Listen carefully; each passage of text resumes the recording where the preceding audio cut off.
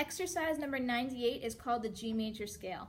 And you might be looking at this and thinking, hey, Miss Meyer, we already learned this. This is something that we did at our last concert. Don't you remember when we played this? And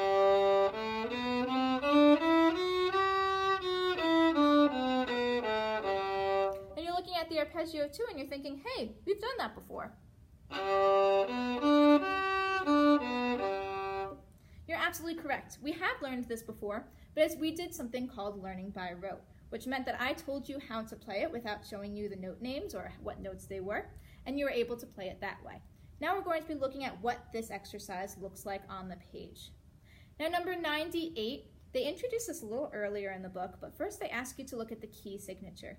They tell you in the key signature there's only one sharp, and you might be thinking, yeah, I'm used to seeing that one sharp. But we've seen two sharps in the past. We've seen that our notes are usually F sharp and C sharp when we look at the key signature. Now the key signature is only showing F sharp. There's no C sharp there anymore. So what that means is whenever you see an exercise with that key signature, you're not going to call C's C sharp. You'll just call them C.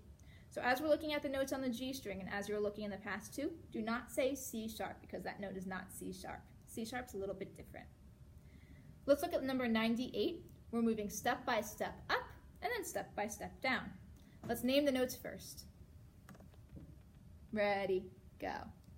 G, A, B, C. Then we move on to the D string, which we already know. D, E, F, G. Now we're going to go down, still on the D string. G, F sharp, E, D, and then back to the G string. C, B, A, G. This exercise is really nice to you. It gives you some blanks underneath all of the notes, so if you want to write in the note names, you can feel free to do that. And you can always refer back to that in the future so that you know if you ever forget what G looks like, you can look back to this page and say, oh, that's what it looks like. It also shows you all of the fingerings, which is nice too. You'll notice above the G and the D, there's a little circle, kind of looks like that. That's like saying 0 fingers. That's a symbol to mean open string. So now that we know the notes, let's try number 98. 1, 2, ready, go. Oh gosh, I got a really ugly sound. I'm not sure why that sound happened. That might happen in your practice sometimes. If we're playing with a group, it's no big deal. But if we're playing on our own, we can start over. 1, 2, ready, go.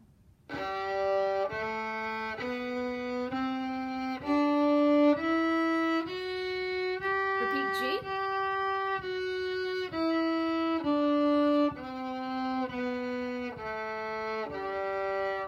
Phew, no ugly sounds that time. Now exercise number 99, that's our G major arpeggio. We know the fingerings, but we might not know the note names. And this one, again, can be tricky because it skips around a lot. So look at the first note. Look at the second, the third, and the fourth. Figure out what note names those are.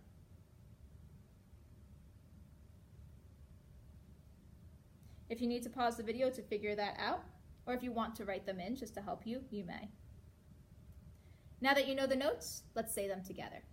We have the first notes G, then B, then D, G, this G is on the D string, it's a little bit higher, back to D, back to B, and back to open G.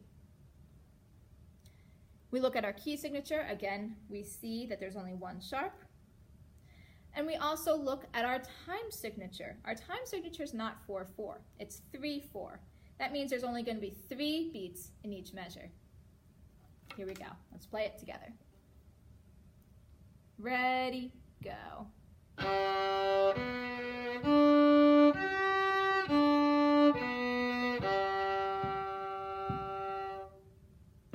Make sure that last note is 3 beats long and you lift your bow at the end of those 3 beats. If you want to get really creative, you can try playing 98 and 99 together.